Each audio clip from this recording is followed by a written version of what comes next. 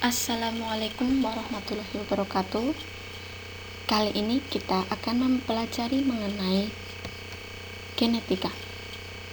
Genetika yang akan kita pelajari adalah tentang pola pewarisan sifat pada hukum Mendel. Nah, untuk lebih jelasnya dan lebih mengetahui seperti apakah itu hukum Mendel dan bagaimana pola pewarisan sifatnya, terus amati dan perhatikan video saya. Untuk pendahuluan, kita akan memahami apa itu genetika. Nah, genetika itu merupakan salah satu cabang dari ilmu biologi yang mempelajari faktor keturunan dan organisme. Nah, genetika ini juga dikatakan sebagai studi yang mempelajari mengenai gen dan segala aspek yang terkait. Secara garis besar, genetika ini ada cabangnya, yaitu ada genetika sel, genetika molekuler, genetika perkembangan, kuantitatif, dan genetika populasi. Nah, yang akan kita bahas dalam bahasan kali ini adalah mengenai hereditas. Hereditas itu merupakan salah satu cabang dari genetika, atau hereditas itu intinya dipelajari dalam ilmu genetika. Hereditas itu merupakan pewarisan sifat dari induk kepada keturunannya. Nah, cabang ilmu biologi yang mempelajari mengenai hereditas ini yaitu genetika. Nah, genetika ini mulai berkembang sejak adanya Gregor Johann Mendel yang melakukan percobaan atau eksperimen pada tahun 1856 sampai 1863 dengan melakukan penyilangan pada tanaman kacang arcis yang memunculkan atau dia mencetuskan adanya melahirkan hukum Mendel 1 dan hukum Mendel 2. Nah, gambar di sini dia merupakan sosok dari Johann Mendel yang kita kenal sebagai bapak genetika, ya, seperti itu. Kemudian percobaan yang Mendel lakukan yaitu percobaan dengan pembastaran atau penyerbukan silang, ya.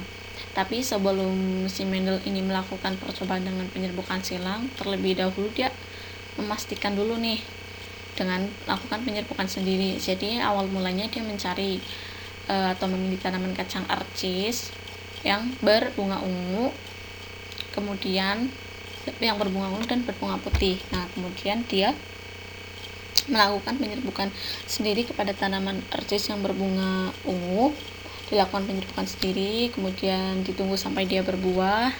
Setelah berbuah, kemudian buahnya diambil dan ditanam lagi, seperti itu. Ditunggu lagi sampai berbuah, kemudian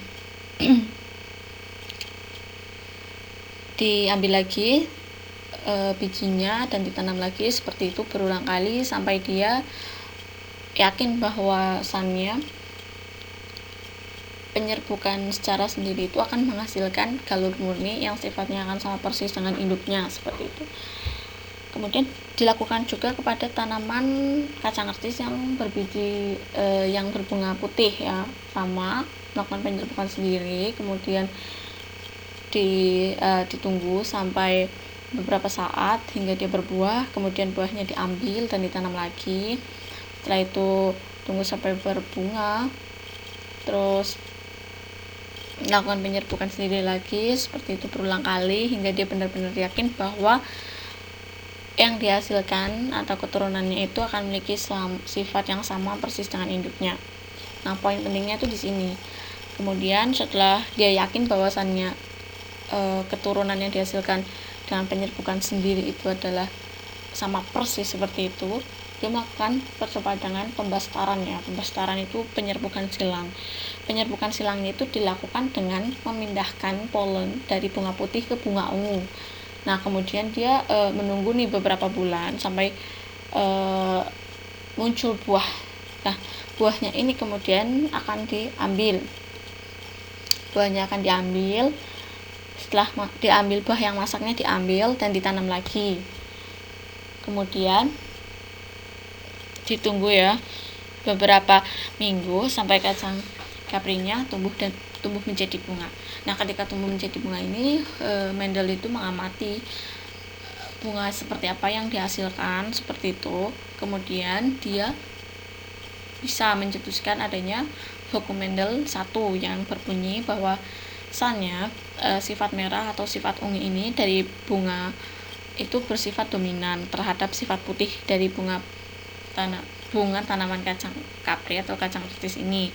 Artinya sifat merah atau sifat ungu ini akan mengalahkan sifat bunga yang putih, dan tanaman kacang kapri dari tanaman kacang kapri sifat putih akan tertutup oleh sifat merah atau sifat ungunya, dan sifat putihnya itu tidak akan tampak seperti itu.